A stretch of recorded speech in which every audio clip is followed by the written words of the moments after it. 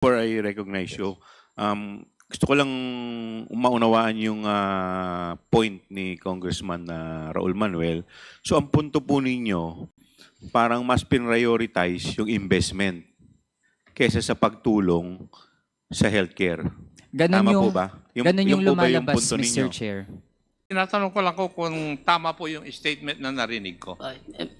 Tama po ba na part of the subsidy given by the national government would go to investment? Mr. Chair, Yes or no? tama siya. Tama siya. Pero Yun lang let me... po ang tanong ko. But Kaya sana ito pong PhilHealth, mag-focus tayo dito sa talagang focus natin, which is yung healthcare benefit, instead sa investment. Because, sorry Mr. Ledesma, chinek ko yung background mo. Investor, mga pinanggalingan mo pala sa mga investment, asset, liability, sum. So galing ka pala sa mga, so I understand magaling ka sa investment. But this is an entirely different matter. So dito, ang investment natin dito, buhay ng tao. Yun ang tinitingnan namin lahat ng mga congressman dito.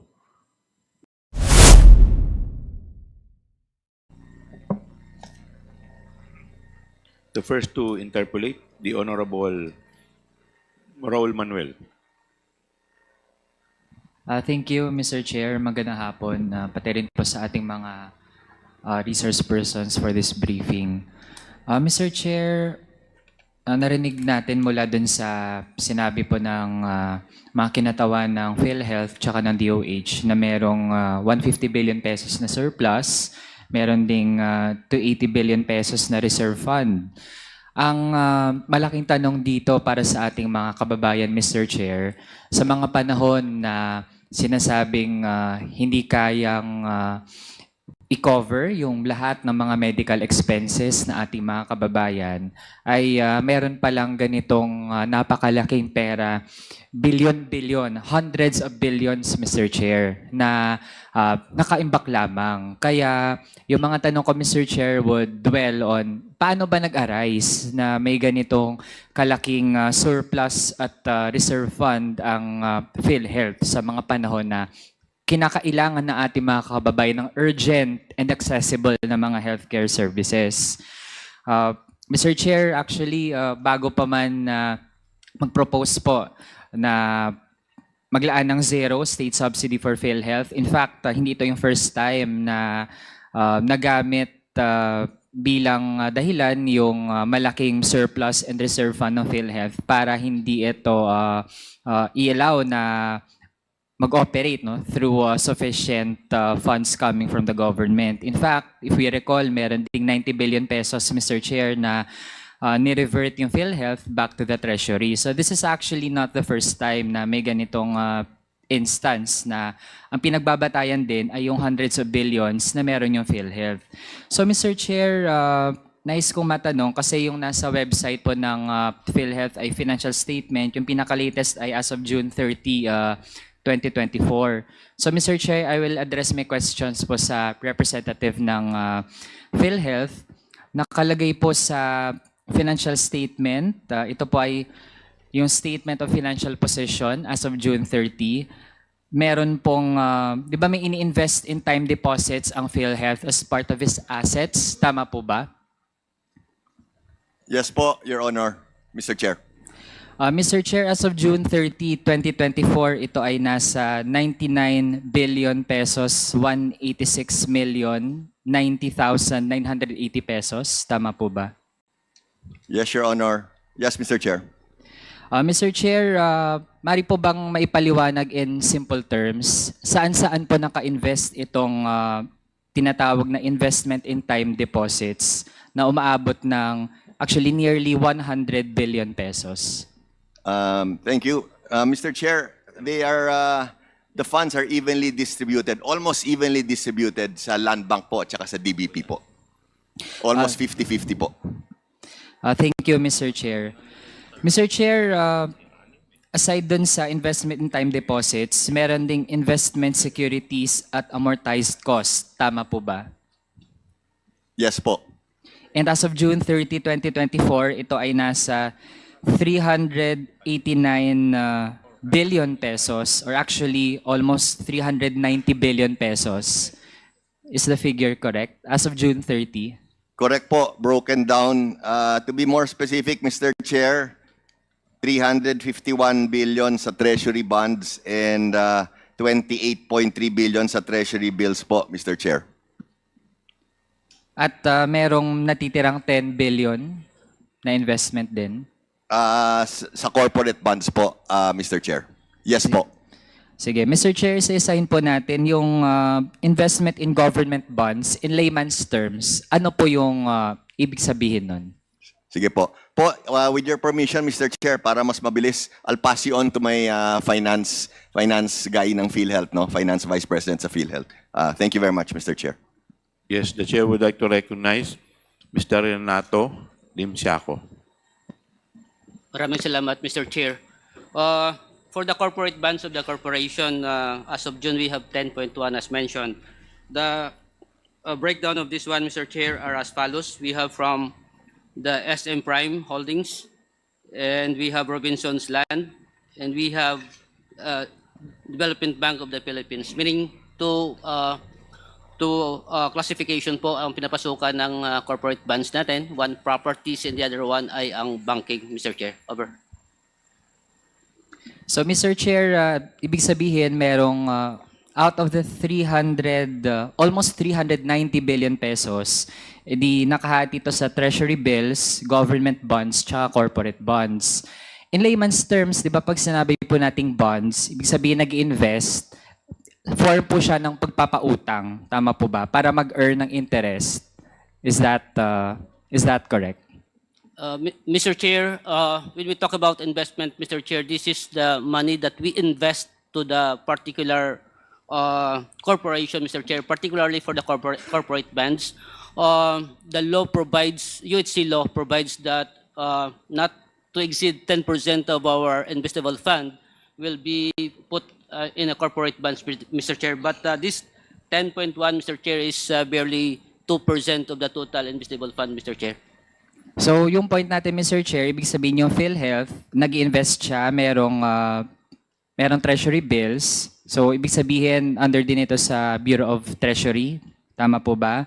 Tapos, meron ding, again, government bonds. Tapos, under the corporate bonds, ibig sabihin yung PhilHealth, nag-invest siya sa SM Prime Holdings.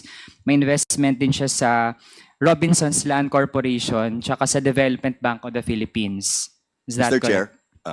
Mr. Chair, if I can just add. Mr. Ledesma. Yes. Thank you, Mr. Chair. I just wanted to add, honorable sir, that all of the investments of PhilHealth, it's very clear in the law that we are only allowed to invest in AAA corporate bonds, AAA bonds or better.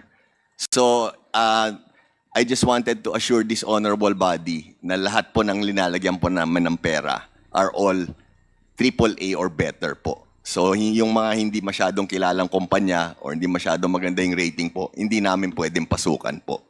So the funds that we're investing are very safe po kasi lahat po yan AAA. Maraming salamat, Mr. Chair. Yeah, that's noted, Mr. Chair. Nonetheless, for the purposes of awareness sa ating mga kababayan, mahalagang alam nila saan talaga ini-invest na yung perang nandyan at ang nagmamanage ay ang PhilHealth. Next, Mr. Chair, kung doon naman sa liabilities, kasi ito ang pinag-uusapan natin kanina ay assets at doon natin nakumpirma na sa ganong mga iba't ibang investments nakalagak ang reserve fund ng PhilHealth. In terms of liabilities, kasi ito rin ay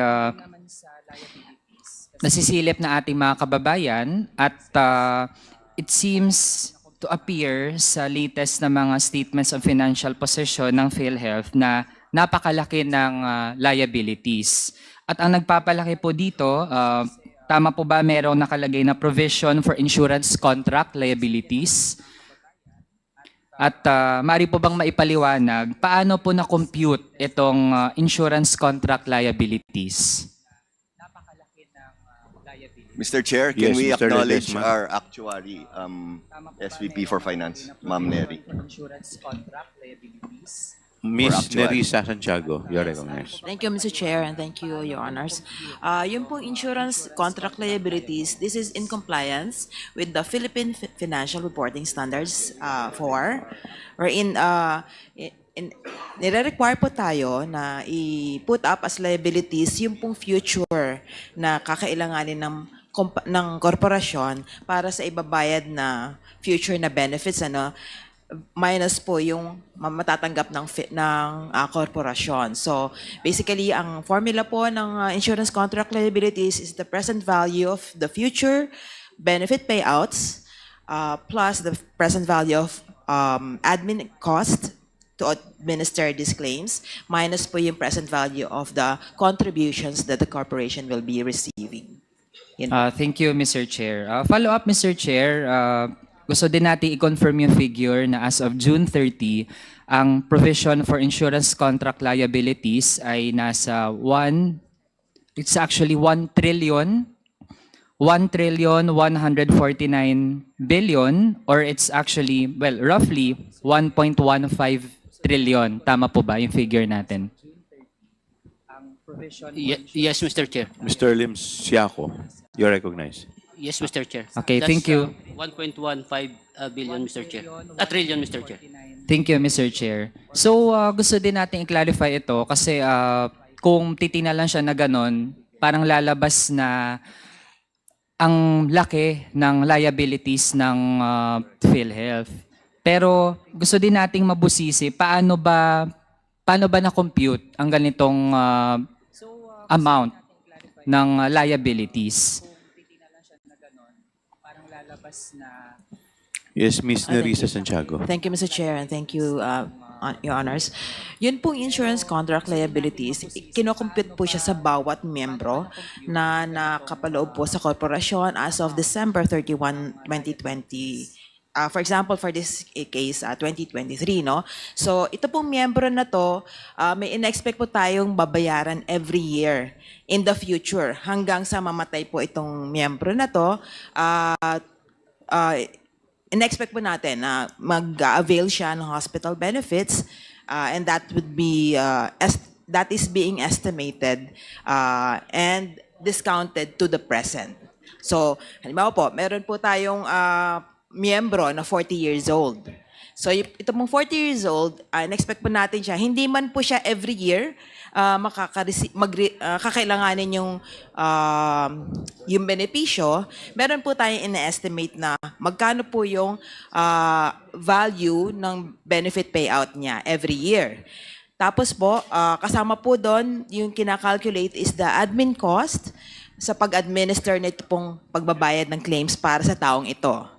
And then, mina-minus po natin yung contribution ng taong ito para pong kinukuha natin yung balance between what we will be paying out for this person minus po yung contribution na marireceive natin from this person. So, this is an estimate of future liabilities. So, kung mas malaki po ang in-expect natin na halimbawa, ang in-expect po natin, mabubuhay siya hanggang age 100, ganyan. May expected benefit payouts po tayo, pero ang contribution niya hanggang age 60 lang po. So, kaya po minsan, mas malaki po yung future liabilities natin kasi po yung pagbabayad po is hanggang age 60 lang. Okay. So, Mr. Chair, para lang po... Yes, with the indulgence of Congressman Okay, Mr. Manuel, the Chair would like to recognize the Honorable Stella Kimbo. Mr. Chair, baka lang kasi malito ang ating mga kababayan. Hindi naman po kasi life insurance company ang PhilHealth. Ang pinag-uusapan po natin dito ay annual insurance contract. Ito po ay isang pay-as-you-go insurance contract. Ibig sabihin, annual renewals ang binabayad po na premiums ng mga miyembro ay annual po. Kaya ang pinag-uusapan dapat natin dito na ICL ay para sa isang taon lamang. But we can stretch that because under the law, sinasabi na ang reserve fund natin ay dapat ay umabot ng 2 taon. Kaya pwede natin pag-usapan 2 taon. We should not be talking about preparing for liabilities for the entire lifetime of a member. Paano tayo magkakaroon ng liabilities na aabot ng 1 trillion pesos? Mas malaki pa yan sa kabuuang healthcare spending ng buong bansa. It does not make sense, Mr. Chair. Kaya yun po ang nakakapagtaka, Mr. Chair. Kaya sorry po, Yes. Kung Raul, kasi baka po malito na ang buong bansa doon po sa pagpapaliwanag ni Madam actually, Mr. Chair. Yes, Mr. Chair, actually Yes, would like please to... continue, Congressman Raul Manuel. Yes, I'd like to thank the interjection kasi Mr. Chair, kung titingnan lang yung itong June 30, 2024 na financial statement which is available online at sa mga kababayan din naman natin na mas gustong aralin itong issue ay nagko-cause po talaga ng confusion na ang dating tuloy ay para bang nalulugmok yung PhilHealth kasi ganito kalaki yung kanyang liabilities when in fact ganun nga po pala talaga yung supposedly no, as mentioned by Rep. Kimbo, ganun dapat yung appreciation sana. No? In fact, Mr. Chair, yung basis ng PhilHealth to compute yung insurance contract liabilities, na-point out po ng COA itself na hindi po ma-ascertain yung faithful representation ng provision for ICL na umaabot ng 1.15 trillion for yun yung na-mention po natin because of several factors. Kaya dahil dyan, Mr. Chair, hopefully ay mas maging malinaw din po sa ating mga kababayan na ganito talaga yung financial standing ngayon ng PhilHealth. Na meron po siyang sobrang napakalaking assets, in fact, at marami doon ay nakalagay sa iba't ibang mga investments. Kaya yung gusto nating i-probe, Mr. Chair, bakit tayo umabot sa ganitong punto, di ba?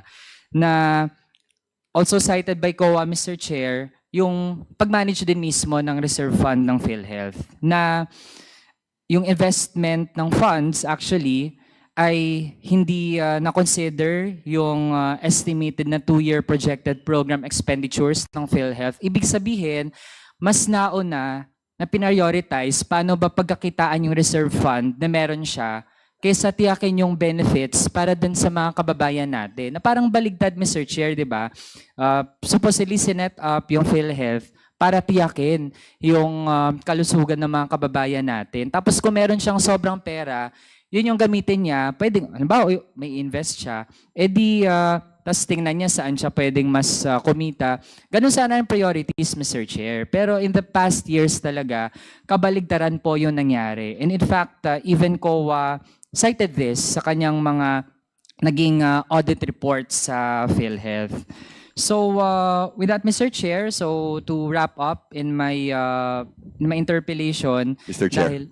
Yes, before I recognize you, gusto ko lang maunawaan yung point ni Congressman Raul Manuel. So ang punto po ninyo, parang mas prioritize yung investment kaysa sa pagtulong sa healthcare. ganun Tama yung, po ba? ganun yung po ba lumalabas, punto Mr. ninyo? Chair. Based mismo dun Which is kasi sa... ang mandate ng PhilHealth is yung healthcare ang dapat na tinitignan. Tama po ba? Yes, Mr. Chair. Okay. Based on the financial standing at kinaka-proud Okay. po yun ng So PhilHealth, would you pero like yun to pala yung respond to lumalabas. that, Mr. Ledesma? Yes, Mr. Chair, please. Thank you, Mr. Chair. Thank you very much, Mr. Chair, and we appreciate and duly noted on your comment. No, we will look closely into it. No, naintindihan po namin yung magandang comment po, Mr. Chair. No, we will look closely into it. In line with that, I just want to highlight, Mr. Chair. No, so the COA opinion, yung COA opinion po ng PhilHealth na lumabas noong 2023. Alam niyo po, it's the first time. I don't even think we can remember when PhilHealth ever received ang binigay namin kasing opinion, it was a qualified opinion, Mr. Chair, no. And historically, either ano yan eh, either adverse or disclaimer. It was the first year this year, Mr. Chair, in 2023, I'm sorry, that we received a qualified opinion. I think, Mr. Chair, that's a testament to na talagang moving forward po ang PhilHealth. No? Malaking improvement sa amin yon, no? But again, duly noted, and thank you, Mr. Chair. I think it's a very interesting comment and opinion. No? We will, I personally will look closely into it and review. We may have to change our policy. No? Thank you very much, Mr. Chair. Okay. Following that line of questioning of Congressman Raul Manuel, curious lang ako dito sa isang article na nabasa ko about the comment of the President. Ang sabi po dito ni Presidente, there was this one chance interview. Ito po ay nilabas ng Inquirer. Sabi po ng Presidente, the reason we do not want to subsidize PhilHealth because the subsidy uupo lang sa bank account ng PhilHealth. Hindi magagamit eh. Marami tayong paggagamitan noon, so that's the simple explanation there. Now, my question is, yung subsidy po ba ninyo, saan nyo normally pinapasok na account ito? Sa savings, sa time deposit, o sa current? Mr. Chair. Yes, please. Of course, the subsidy from the national government receive po ng ating kahera, and ito po ay pinapasok natin dalawang bagay po. Benefit payment, pambayad natin sa mga benepisyo.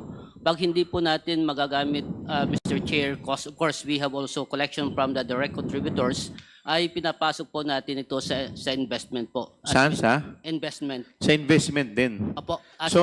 So ibig sabihin, yung subsidy na supposedly ay binibigay ng gobyerno na tulong para magamit sa healthcare na ipapasok sa subsidy, hindi sa healthcare. Mr. Chair, let me clarify, Mr. Chair. Please clarify. Pambayad po natin sa ating benefit from the healthcare providers, Mr. Chair. That's number one. Pag hindi po siya magagamit because mayroon naman tayong enough funds, no, from the direct contributors as well, kasi ano to eh, ano pong instance na nagamit ninyo yung subsidy? Mr. May Chair, mga instance po ba? Kasi kayo na po nagsasabi na ang dami nating pondo. So sobra-sobra yung pondo natin. In fact, may reserve pa tayo. Tapos ngayon, may subsidy. May reserve na, may subsidy pa. So, kasi parang ang interpretation ko dito, ewan ko kung tama yung pagkakaintindi ko, binibigyan tayo ng subsidy para gamitin sa healthcare, pero nangyayari, parang ngayon, naririnig ko po, additional investment na naman po. Kasi, susundan ko po yung statement pa ng ating Pangulo. Ang sabi po ng ating Pangulo,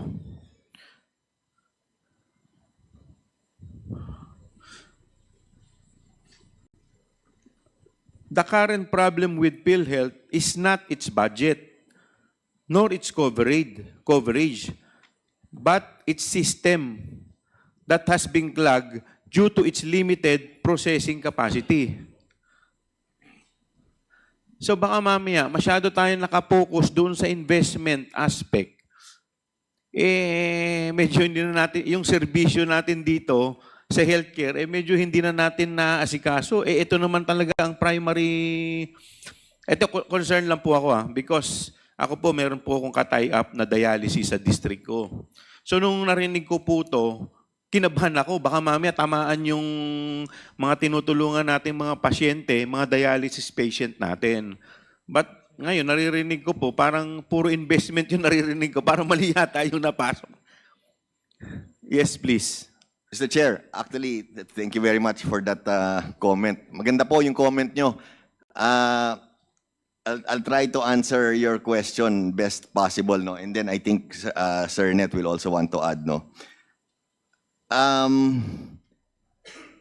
Alam nyo, Mr. Chair, ang pwede rin kasi nangyari doon, masyadong malakas yung collection ng premium contributions. In other words, overflowing or na-overstate yung collection ng premium contributions. Secondly, baka pwede rin plano namin gawin after the very good comments, Mr. Chair, of Kong Manuel, no? We are going to change our policy and focus more on benefit expansion, which we are currently doing, no? So, ang gagawin namin, well, number one, baka masyadong malakas nga yung overflowing yung premium contributions, diba? And then secondly, we will really focus, or we will continue to what we've been doing in the last 2 years on benefit expansion po, no? Yes, kasi alam mo, Mr. Ledesma, kami po kasi may sarili kami mga constituents. At number one po talaga sa problema ng constituents namin is healthcare. Yan talaga number one. Ang laking bagay po sa amin yung mga ini-endorse po namin sa DOH, yung mga guarantee letter. Ang laking bagay po niyan. With this PhilHealth, lalong dadagdag po sana yung tulong. Kaya sana, kasi for example, ma-confine ka sa heart center, ang bill mo, 1 million. Sana makukuha ng 1 million yung mga constituents namin. Di ba? Kaya kami, sa totoo lang, kung kinakailangan namin lumuhod sa DOH para matulungan yung constituents namin, ginagawa namin eh. Kaya sana ito pong PhilHealth, mag-focus tayo dito sa talagang focus natin, which is yung healthcare benefit, instead sa investment. Because, sorry Mr. Ledesma, chinek ko yung background mo. Investor, mga pinanggalingan mo pala sa mga investment, asset, liability, sum. So galing ka pala sa mga, so I understand magaling ka sa investment. But this is an entirely different matter. So dito, ang investment natin dito, buhay ng tao. Yun ang tinitingnan namin lahat ng mga congressman dito. The chair would like to recognize Congressman Jill Bongalon. Thank you, Mr. Chair. Kanina, Mr. Chair, binabanggit ho ninyo na yung government subsidy na pupunta ho doon sa investment. Mr. Chair, can I make a quick comment to your point before? Very Sure. quick lang. Sure, Sorry, Mr. Chair. Yes, please. Sorry lang. Very quick lang, Mr. Chair. Again, I agree completely po with what you said, no? That's why I want to reiterate, we're focusing on benefit enhancements. Katulad po yung sinasabi nyo, yung 1 million, kunyari may heart issue. That's why we are focusing on benefit enhancements and we are being very aggressive. Like for example po, yung breast cancer, diba dati 100,000. Ngayon, nasa 1.4 million na. So ang ginagawa namin po, talagang nag-all out kami doon. So at least, yung out of pocket, diba? Yung out of pocket ng mga taong bayan, or kasi we understand and we hear you loud and clear po, talagang walang pera yung mga, lalo na yung mga indigents, diba? So that's where we're really focused on, no? And talagang hindi kami po titigil yun. Just wanted to highlight that po. Thank you very much po. Again, thank Congressman you, Mr. Chair. This is just a clarification, Mr. Chair, because you have mentioned a while ago na yung government subsidy na pupunta lamang sa investment. Clarification lang sapagkat sa 2023 GAA, ang budget ng PhilHealth ay 100 billion. At ang 80 billion doon supposed to be, should cater to the indirect contributors.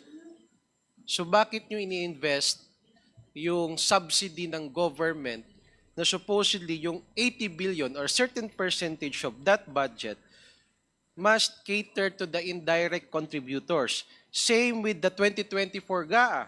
Ang budget ng PhilHealth is 60 billion. 40 billion doon ay para sa indirect contributions. So, hindi yun natin maintindihan bakit napupunta lahat sa investment, which is supposed to be, you are here to expand the healthcare benefits of the member contributors. Now, ang question ko lang, Mr. Chair, with the excess funds, which you can utilize for the expansion of the healthcare benefits, would that also can cater to the indirect contributors? Pwede mo nyo ba i-cater pa yon? Instead, even if without the subsidy from the government, you have so many excess funds eh. Mr. Chair. Please, Mr. Lim Siaco. Maraming salamat, Mr. Chair. Mr. Chair, for the year 2024 na lang, Mr. Chair. 2024, this is already benefit payment. When you say benefit payment, lumabas na pera from PhilHealth, Mr. Chair. September financial report. Our benefit payment is 117.6 billion. And Mr. Chair, for the direct, broken down into two, ibig sabihin saan nanggagaling yung binayad natin na mga sectors sa membership. 55.2 billion ay from the direct. In other words, these are the paying members, Mr. Chair. And indirect, meaning these are the members, indigent, senior citizens, which are to be funded by the national government. Our benefit payout or benefit payment, Mr. Chair, is amounting to 62.4 billion pesos. Meaning, Mr. Chair, as I mentioned kanina, pumapasok yung pera sa atin, isang one fund concept siya, Mr. Chair. And ito naman, ang utilization ng pondong ito. Sinasabi ko, as benefit payment, ito na po, lumalabas na yung pondo ngayon. As in, lumalabas na po siya. Even year 2023, lumabas po yung pondo. And for year 2023, Mr. Chair, for the indirect, total lumabas na pera ay 58.3 billion pesos, Mr. Chair. 58.3 billion.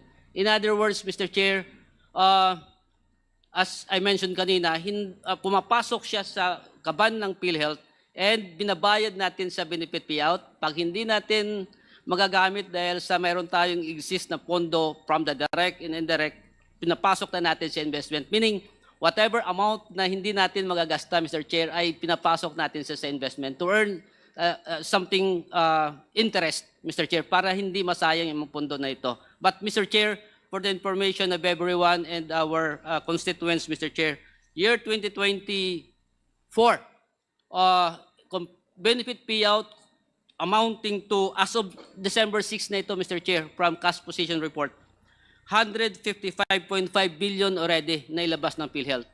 Compared to last year na whole year, 118 billion pesos only. So in other words, Mr. Limsiaco, wala po kaming pakialam kahit ubusin nyo yung pondo ng PhilHealth. Basta't as long as ito magamit ninyo sa health benefit ng mga kababayan natin. Because let me walk you through Republic Act 10606, amending Republic Act 7875, Section 27, Reserve Fund. Sabi po dito, the corporation shall set aside a portion of its accumulated revenues not needed to meet the cost of the current year's expenditure as reserve fund, provided that the total amount of reserve shall not exceed a ceiling equivalent to the amount actuarially estimated for 2 years projected program. Now, whenever actual reserves exceed the required ceiling at the end of the corporation fiscal year, the excess of the corporation's reserve fund shall be used to increase the program benefit, augment the health facilities enhancement program of the DOH. The remaining portion of the reserve fund that are not needed to meet the current expenditures obligation or used for the above-mentioned program shall be placed in investment. So, ibig sabihin, pag nagawa muna natin itong tatlong to, saka lang tayo pupunta dun sa investment. Now, question, nag-decrease po ba yung mga membership contribution? Ano po yung nagawa ninyo para mag-decrease yung membership contribution at ma-increase yung program's benefit? Mr. Chair. Please, Mr. Ledesma. Thank you. Thank you very much, Mr. Chair. So first of all, Mr. Chair, on the increasing of benefits or benefit packages, in the last 2 years po, dun very aggressive tayo, no? And like I said earlier po, next month, another 50% increase almost across the board, no? On the decrease in premium contributions po, wala po pa kaming nagagawa doon. But number one, we are very supportive. I think there was a bill passed, I think it's on third reading now sa Senate, no, that will bring down the premium contributions from 5% to 3.25%. We are fully supporting that po, no. So to answer your question po, we haven't done anything yet to bring down the premium contributions kasi that's by law, but we are supporting the reduction of the premium contributions. And at the same time, we are aggressively expanding po the Yes, benefit maybe pack. you should change your focus. Instead of your focus in investment, dapat dito po tayo. Yes. Ha? Yes. Okay. Definitely po. Noted po. Yes Thank po. you. Mr. Chair. Last na, Mr. Chair. Sige. Yes, please, Congressman Yeah. Manuel. So, Mr. Chair, yun yung ating gustong i-emphasize dun sa expectation sana ng mga kababayan natin sa PhilHealth na sa ngayon, as we are speaking, Mr. Chair, may hirap talaga tayong kababayan na umaasa na itong insurance na meron sila, state health insurance through PhilHealth, ito yung sasalba sa kanila sa mga panahon na may sakit sila. Pero, Mr. Chair, as we have heard, ngayon pa lang na in-expand yung mga coverage ng PhilHealth, tapos hindi pa napapababaan yung premium na kinukuha mula dun sa sahod ng ating mga employed na mga kababayan. Pero Mr. Chair, nauna pa na umabot sa 490 billion pesos yung assets ng PhilHealth na naka-invest kung saan-saan. Sa mata, Mr. Chair, probably nung mga mas nakafocus sa ganong aspeto nung pagpapagana ng PhilHealth, tila ba'y in the long run mukhang maganda kasi lalong lumalaki yung assets lang na nandyan, standby ng PhilHealth. Pero Mr. Chair, day by day, pwedeng may mga kababayan tayong namamatay dahil lang supposedly yung assets na pwedeng na-convert into benefits para sa kanila, hindi nila napakinabangan dahil dun sa misprioritization na ginagawa sa ilalim ng PhilHealth. So yun yung mga, so far, mga stark observations natin, Mr. Chair. Thank you. Mr. Chair. Yes. With the indulgence of Congressman Panaligan, who will be the next interpellator, the chair would like, okay po ba? The chair would like to recognize the Honorable Stella Kimbo. Mr. Chair, gusto ko lang i-remind si Mr. Ledesma na nung huling budget hearing, ni-remind ko na po siya na dahil sobrang dami po ng kanyang pondo, ako po ay nanawagan na bawasan po niya ang premium contributions. And in fact, sumagot po siya, I believe, sa isang interview matapos ang budget hearing na nire-reject po niya ang aking panawagan. This was last year. This year, I made the same call nung budget hearing. Sinabi ko ulit na merong scope to reduce premiums. Hindi pa rin pinansin ang ating panawagan. And in fact, I filed a resolution calling for a moratorium on the premium contributions of minimum wage earners. So, hindi po nagkulang ang Kongreso na manawagan sa PhilHealth na pababain ang premium contributions, particularly the most vulnerable workers, Mr. Chair. Thank you, Congressman Stella Kimbo. With Mr. the Chair, indulgence of...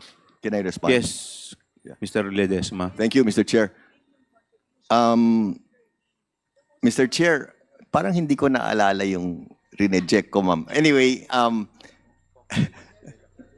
yeah. Anyway, ma'am, regardless, ma'am, we're always, like I said, ma'am, earlier, we are 110% supportive of the bringing down of the premium contributions. Wala po kaming problema dyan, ma'am, no? In fact, I also mentioned that in a Senate hearing that we are fully supporting bringing down the premium contributions. And now, Mr. Chair, I just want to touch on very briefly on Kong Manuel, no? Maganda kasi yung mga issues na bringing up ni Kong. I just want to highlight, Kong, that it's been 12 years kasi since the case packages of PhilHealth have been enhanced, no? And so I understand very clearly when you say, Kong, and everyone says that maraming namamatay, maraming nagkakasakit, diba? We fully understand that in PhilHealth. Ang hiningi lang po namin sa PhilHealth sana is konting-konti na lang pasensya. I think naman po, makikita nyo naman, it's been 12 years that we have enhanced the benefit packages. Nung pumasok po ako, in the last 2 years, sobra kaming aggressive, Kong. In fact, we continue to be more aggressive, no? And like I said, next month, almost 50%, almost across the board, no? So, again, I think I'm just asking for a little more patience from this honorable body. I'm really confident we will get there, no? I mean, it doesn't happen overnight, pero dun po talaga kami papunta eh. And I think it's very clear naman sa mga enhancements namin at increases that dun kami papunta, no? Maraming salamat. Mr. Thank Chair, you. With Mr. Chair. Congressman. with the indulgence of the Honorable Panaligan. Yes, Congressman Acop, you are recognized. Thank you. Hindi po mawala sa isip ko yung sinabi ni Mr. Lim Siaco na part of the subsidy given to PhilHealth would be used for investment. Tama po ba yung pagkarinig ko? Mr. Chair, Yes, Mr. Lim Siaco, you are recognized. maraming salamat, Mr. Chair. Maraming salamat ko. As I mentioned, once papasok ang pera sa korporasyon, pambayad sa benepisyo, and of course, pag hindi na ready na tayo, nabayaran na natin yung mga benepisyo, the excess money ay napasok natin sa investment. Now, the pera from the national government, Mr. Chair, as I mentioned kanina, in the year 2023, ang alokasyon from the Sentax ay nasa 80 bilyones. And Wag na po tayong pumunta doon sa details. Tinatanong ko lang kung tama po yung statement na narinig ko.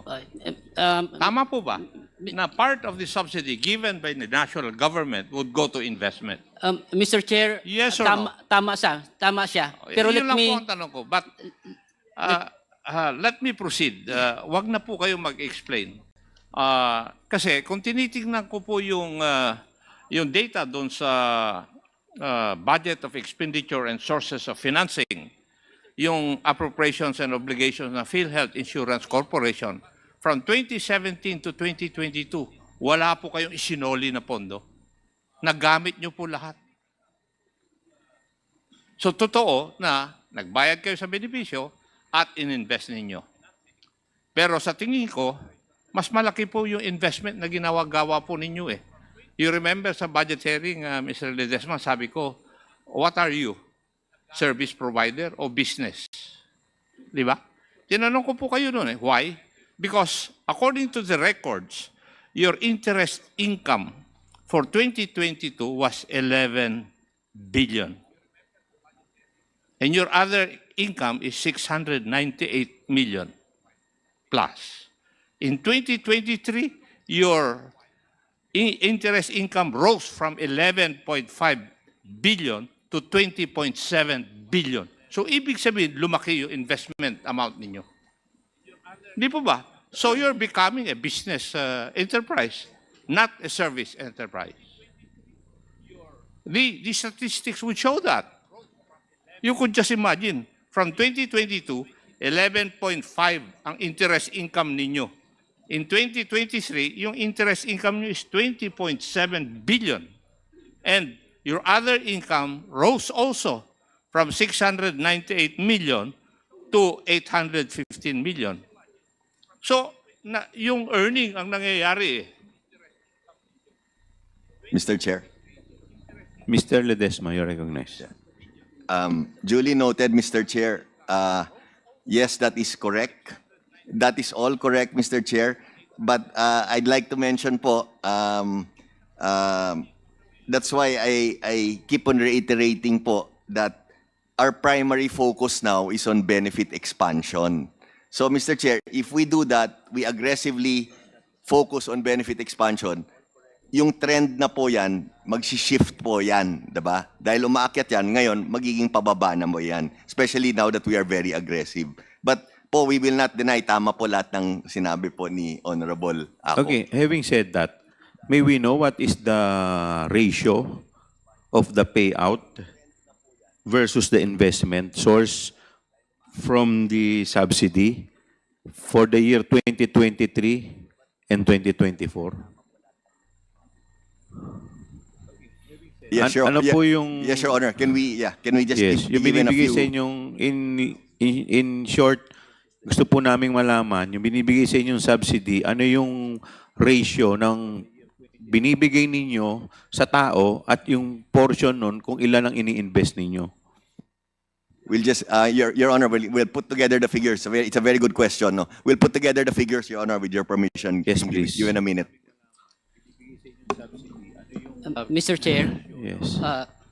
for 2023, Mr. Chair, the benefit payout of PhilHealth for the for the indirect contributors amounting to 58 billion, Mr. Chair. 58 billion. Apo, ang ating Ito yung payout. JAA, Mr. Chair, ay nasa 80. But the amount released in CA by DBM ay nasa 50.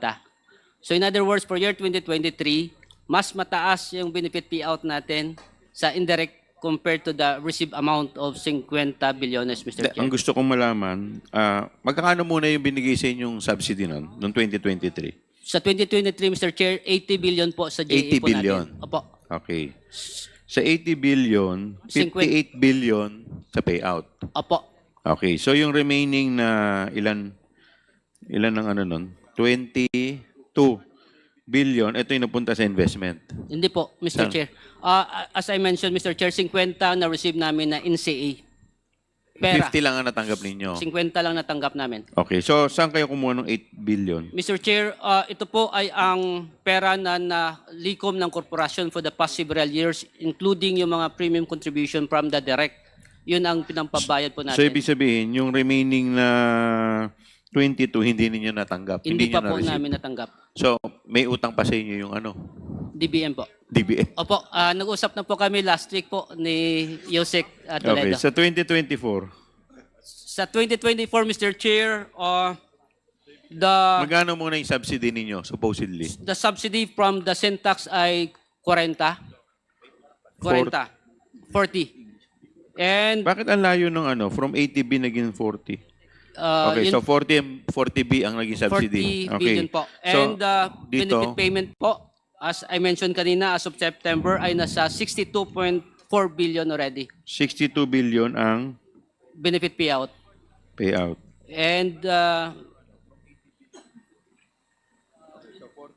Baka sinasabi mo, sinama mo na yung subsidy tsaka yung ano, parang kinumbine mo na.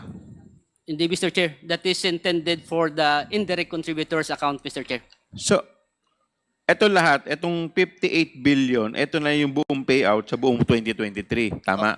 That is intended for the indirect contributors, Mr. Chair. Kaya nga, sa buong 2023. Opo. So, magkano supposedly yung galing sa inyo? Kasi pag sinabi mong subsidy, tulong lang to eh. Opo. Di ba? Opo. So, yung galing sa inyo, parang ginawa mo, parang lahat, kinover mo lahat dun sa subsidy. Yung sa inyo. Mr. Chair, for year 2023, the benefit payout ay nasa 118 billion. And again, the Ilan yung ano? 118 billion, Mr. Chair, yung total benefit payout ng PhilHealth. So, Hindi, yung galing sa inyo. so 118 billion bawas ng 58. Mga 60 bilyones, Mr. Chair, So, magkano yung collection ninyo? sa collection po natin. Ang collection po ng PhilHealth total, Magkano yung total for 2023? 2023, Mr. Chair, total premium received. Cash po ito, from cash flow. Okay. Nasa 198 billion, Mr. Chair. 198 billion. Yes, Mr. Chair. Sa 198 billion, di ba dapat ito muna yung uubusin mo? Tapos kung may matitira lang kung kukulangin ito, saka tayo kukuha sa subsidy. Tama po ba yun? Kasi ang subsidy, ano yun eh, parang suporta lang yun eh. In the event na kulang eh. Tama ba? Mr. Chair, Parang ang ginawa mo, lahat kinarga mo yung kalahati sa ano, kinarga mo dun sa subsidy, parang ang ganda nga naman pakinggan, nagamit ninyo yung subsidy. Tapos yung supposedly sa inyo, kinaltasan lang ninyo ng konti, tapos yung bulto, yun ang ininvest ninyo. Tama ba pagkakaintindi ko, Ma'am Congresswoman Kimbo? Mas magaling po kayo sa math. Mr. Chair, itanong natin kay SVP.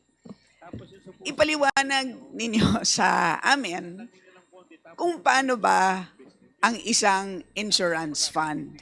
Hindi naman tama na kung kumokolekta ka ng piso mula sa isang grupo, ay yung piso na yan ay dapat i-apply doon sa grupo na yan. Dahil ang insurance is risk pooling. Tama po ba? Tama, Mr. Chair. Oh, so ibig sabihin na hindi naman porket sumingil ka para sa indigent families. Ibig sabihin para sa 4Ps, para sa seniors, etc. Na halimbawa, 74 billion. Hindi naman ibig sabihin na kailangan 74 billion lang ang gagastusin natin para sa grupong ito. Tama po ba?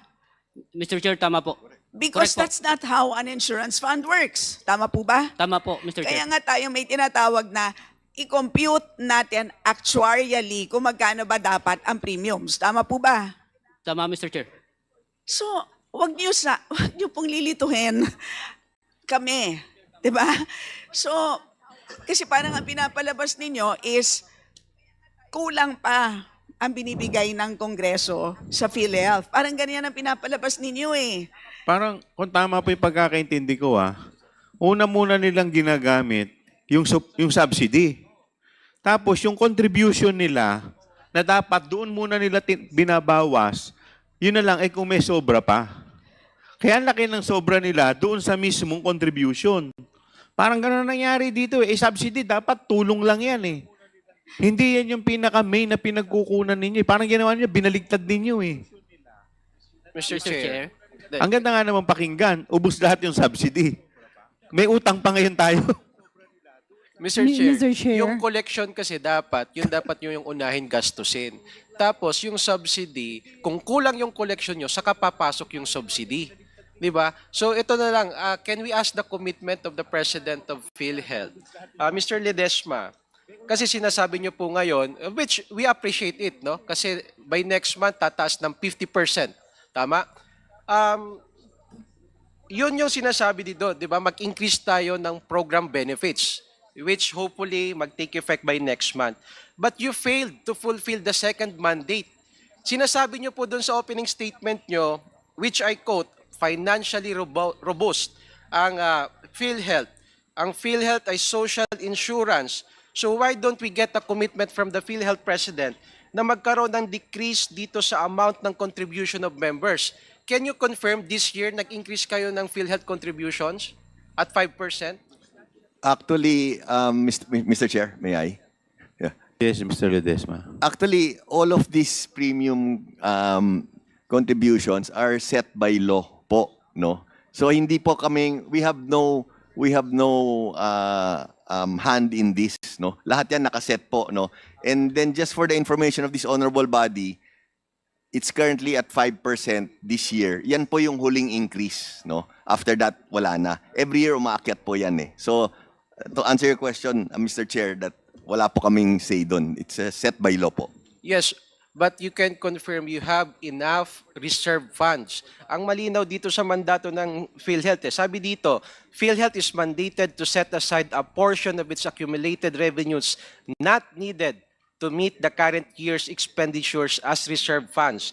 Total reserve funds shall not exceed the actuarial estimate of 2 years' projected expenditures. If the ceiling is exceeded, the excess of the reserve funds shall be used. Number one, increase the program benefits, which is you just have committed, and by next year, tatas ng 50%. And number two, decrease the amount of contribution of the members. Yun ang mandato ho ninyo eh. So can we commit, can you commit na hindi lang kayo nakatuon or nakafocus doon sa benefit expansion, but can you commit also, as prayed by the Honorable Stella Kimbo last year and for this year, na kung pwede i-decrease nyo yung premium contribution? Mr. Chair, if I may. Actually, Mr. Chair, in a Senate hearing chaired by Senator Bongo, I actually made a commitment to sit down with my team in PhilHealth to recommend for a decrease in the premium contributions, no? I think if my understanding is correct, Mr. Chair, so what the commitment you're asking from me now is to commit to try to work for a decrease in the premium contribution. Yeah, to answer your question, Mr. Chair, yes, on that. At the same time, Mr. Chair, I'd like to say that the bill that was, I think that's on third reading in the Senate, that is supposed to recommend for a reduction of the premium contribution from 5% to 3.25, we are fully supporting that po, no? So that's our way of well, we can also look into, Mr. Chair, what possibilities we have to recommend for the reduction, no? But aside from that, Mr. Chair, again, I can assure this honorable committee that we are fully supporting that reduction, no? And that's a very huge reduction po. Yes, Chair. Thank you, Mr. The chair would like to give the Mr. floor Chair. to... Yes.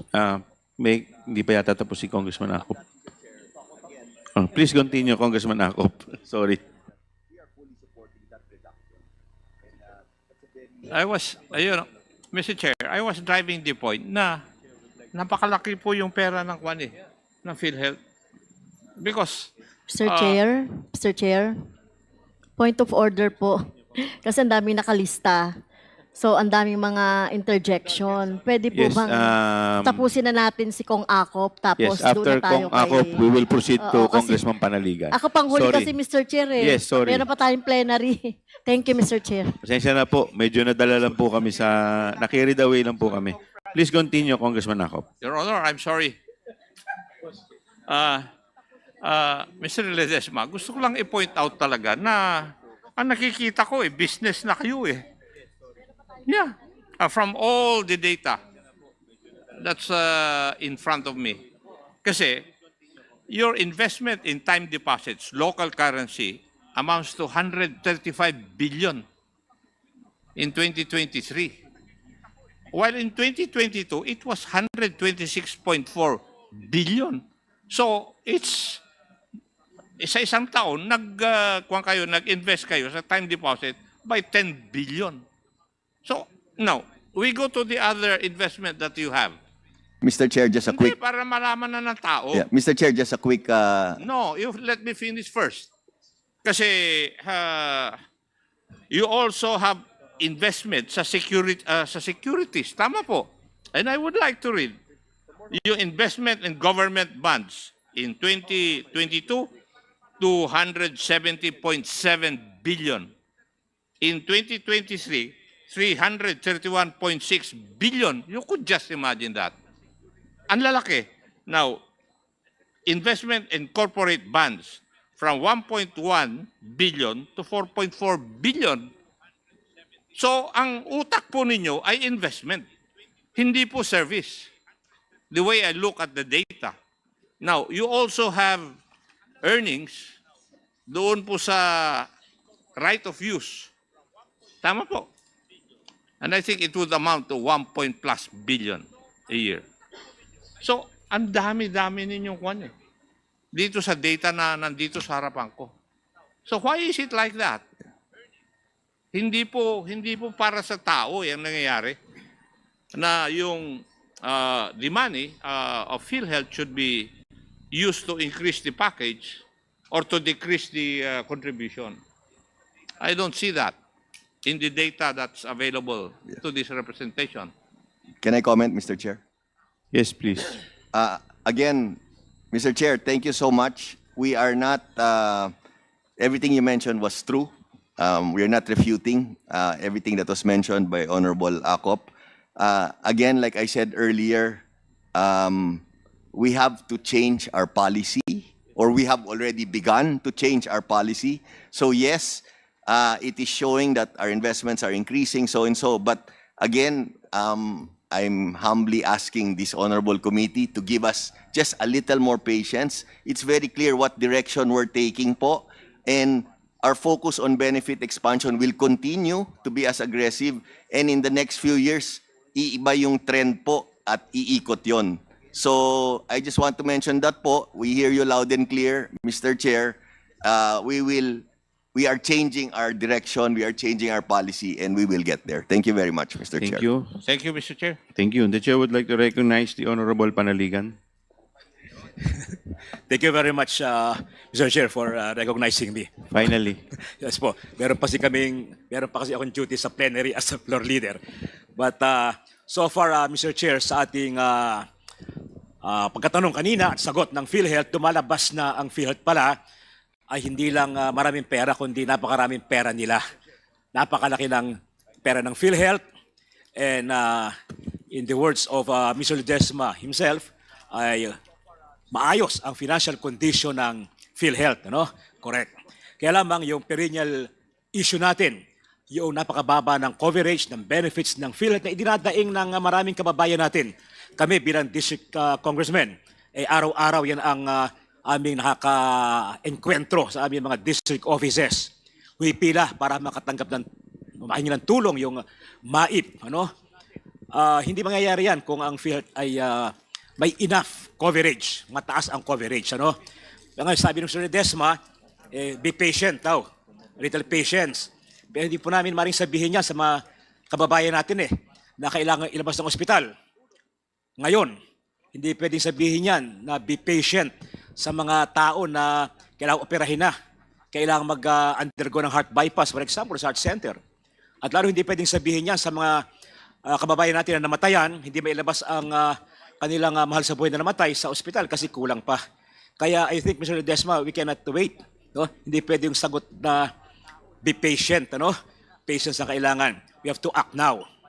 So, sa iyong sabi kanina, sa iyong opening statement, sabi mo kanina na ang PhilHealth as of November 2024 ay merong 150 billion surplus, 280 billion reserve funds, and 490 billion investment funds. Can you confirm this again? Yes, Your Honor. Yes, Mr. Chair. So napakaraming pondo, no? Saan ang galing ito? Like yung 150 billion surplus. Ano ang pinanggalingan nito? Savings ba yan or whatever? Saan po nang galing yung 150 billion na surplus? Can you define yung surplus? Okay. Mr. Chair, if I can go back lang to the very first point that Kong Manuel mentioned, sabi niya, napakalaking pera ng PhilHealth, saan ba nanggaling lahat ng pera namin? No? If I can answer that question this way, no? There are three main reasons paano lumaki yung pondo ng PhilHealth through the years. No? The first reason po is it's been 12 years since the case packages have been enhanced. So 12 years po yun, hindi nagagalaw. No? Nag-umpisa lang yan in the last 2 years. No? That's the first. Pangalawa po, nung pandemic po, yung COVID, diba, that was for 2.5 years, lahat po ng tao, including I think ourselves in this room, natakot po pumunta sa hospital, natakot po lumabas ng bahay, natakot pumunta sa doktor kasi baka magka-COVID. So, very few were going to the hospitals for treatment. Kaya, again, nagkukumpol yung pera. So, ito yun. Yung pangatlo po, sorry po if I can be allowed to, yung pangatlo po is, dahil, like I also mentioned earlier, yung premium contributions kasi set by law yun, diba? So kahit hindi po namin kailangan yung pera dahil nagkukumpul-kumpul na nga dahil because of the first two reasons I mentioned earlier, we still have to implement the increase in premium contributions kasi nakaset na yan by law diba? So kahit hindi namin kailangan yung pera, tumataas pa rin yung binabayad sa amin ng mga tao. So those three are the main reasons why PhilHealth suddenly accumulated a huge amount of money po, no? So I don't know if that answers your question, Yes, Mr. Chair. Meron pa kayong reserve fund na 280 billion, ano? Yes po. Yes, so saan ito attributable, ang reserve fund na 280 billion? It's the requirement of the law. Again po, na it's very clear sa provision po na yan yung requirement po. At 490 billion investable funds, correct? Yes po. Yes, Mr. Chair. All right. Now, sa Section 37 ng RA 11223, yung Universal Healthcare Law, naka-enumerate yung sources of funds ng PhilHealth. Ano? Ang letter A, incremental sin tax collections. Would you know at this point kung magkano ang naging share ng PhilHealth from sin tax collections? Yes po, we can give you that figure po. Just a minute po.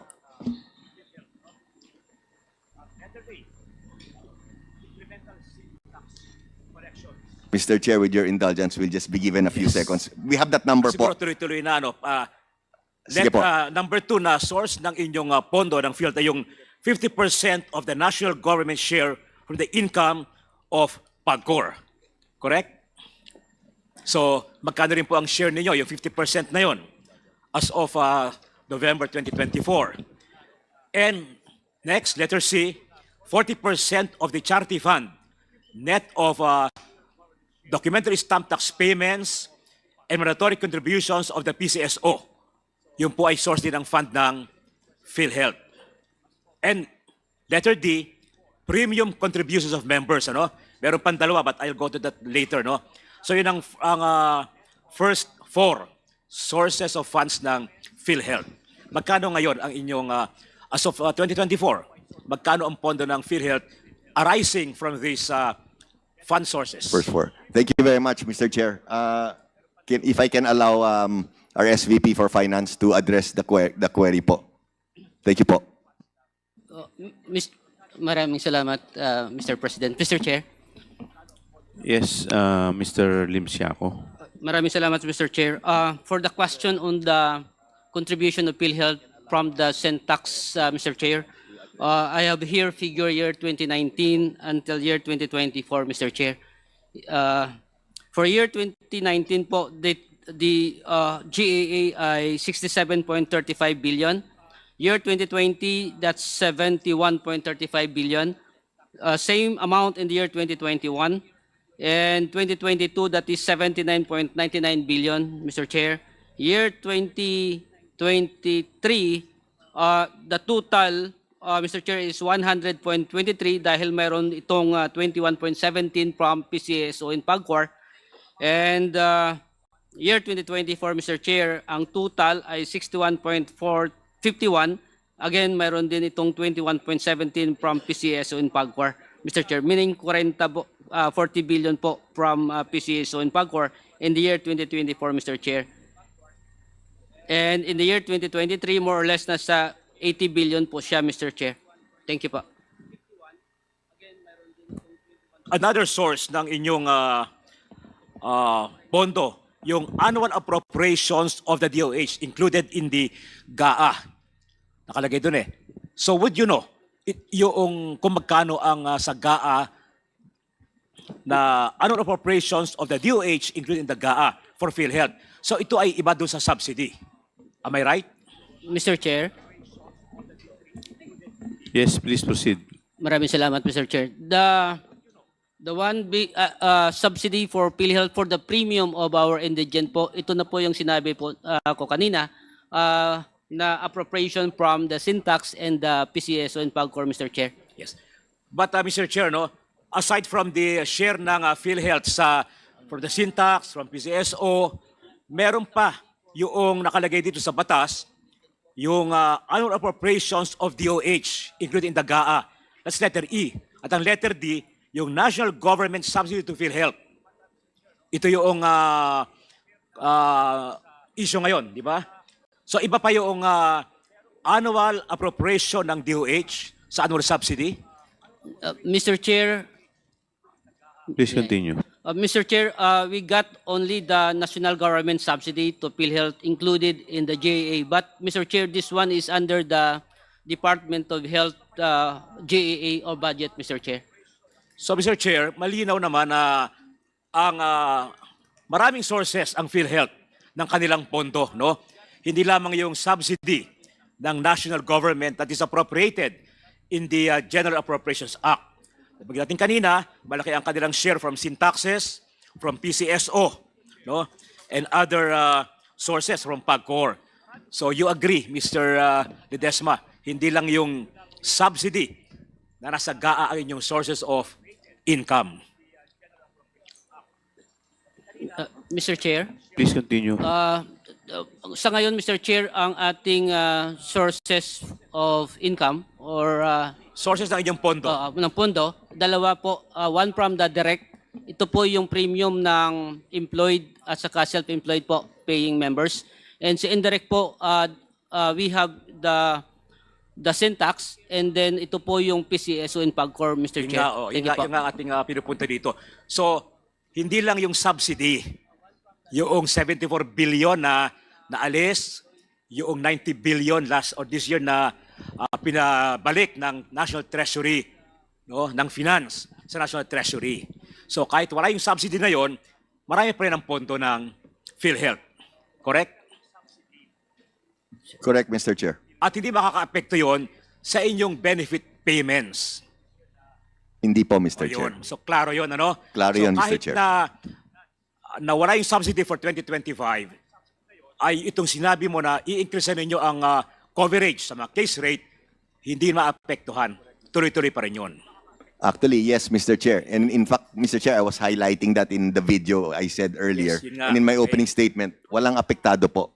Okay. Thank you, Mr. Kasi, Chair. Mr. Chair, no, sa yung iba kasi mga nagko-comment, sabi, yung pag-alis ng subsidy, nanggaling sa syntax yun, no, sa other share. So, klaro naman yun, ano, na hindi yung kinuha, hindi na-apektuhan yung ibang share nila. And I think PhilHealth should really clarify that, no? Maging klaro talaga, i-amplify ninyo yung paliwanag na yun, ano? Alam nyo, Mr. Chair, no, and Mr. Desma, alam naman natin, naging reaction ng ibang sektor noong after BICAM ay nawala yung subsidy, ano? Hindi magkakaroon ng ganyang reaction ang ibang sektor kung kontento sana sila sa benefits na binabayad ng PhilHealth, ano? Kaya nagkaroon ng issue ito or controversy dahil nga hindi natutuwa, hindi satisfied ang maraming kababayan natin sa benefits na binabayad ng PhilHealth sa kanilang hospitalization, ano? Kaya sana yung inyong pangako na i-increase ng 50% ay yung case rate coverage ay matuloy, ano? Hindi na siguro kailangan sabihin na wait for a little more patience, ano? Kailangan na kasi ito. You made that promise, tanda ko, nung budget hearing ng DOH and PhilHealth way back in August, no? Presented over by Senior Vice Chair Stella Kimbo. So December na ngayon, no? So hanggang kailan kayo mag-aantay? Sana ma-formalize na yan, you know? And I remember sa plenary session ng budget, inabot kami ng 3 o'clock in the morning dahil nga sa issue na yan, no? We were really extracting commitments from PhilHealth, no, na papagtibay itong expansion ng coverage and increase in the benefit payments, ano? Please do not tell us to be patient anymore. Hindi namin pwede ipariwanag yan sa taong bayan. Ano po? So talagang aasahan namin ito, Mr. Desma? Yeah, yes, Mr. Chair. Duly noted, Mr. Chair. Yes. One more point, Mr. Chair, no? Please continue. Yung nabasa ko sa ibang issue, inalis natin yung subsidy, pero in-increasean yung MAIP, no? Nasabi ko na kanina, lumalabas, hindi lang naman yung subsidy ang source ng pondo ng PhilHealth. Mas malaki pa yung discuss kanina ng ating kasama rito, yung share nila sa syntaxes, ano, and PAGCOR, etc., kaysa dun sa subsidy na inalis, no? Yung pong MAIP, that can be rendered unnecessary kung tataasan nyo talaga ang coverage. If you would expand the coverage, baka dumating ang punto na hindi na kailangan ang MAIP, ano? That will be rendered unnecessary. Hindi na kailangan pumila ang mga tao sa aming opisina. Diretso na sa PhilHealth. Di po ba? Do you agree? I agree, Mr. Chair, and I just want to reiterate po, next month nga, we'll come out with another 50% almost across the board. So that's already 80% for the year po, no? So yes, I agree completely, Mr. Chair. Thank you. Babantayan po namin yan. Ang siguro sa committee ito, sa Committee on Appropriations, maybe magkakaroon kami ng oversight hearing at babantayan po namin yung inyong pangako na tataasan ninyo ang coverage ng PhilHealth, no? Para hindi na kailangan pang aasa sa MAIP. Actually, Mr. Chair. Actually po, thank you po. We strongly encourage, bantayin niyo po, and just want to inform you, no, we just had a board meeting the other day po, na-approve na po ng board yung 50% increase almost across the board. So, our board is chaired by Honorable DOH Secretary Herbosa, no? So, okay na yan po.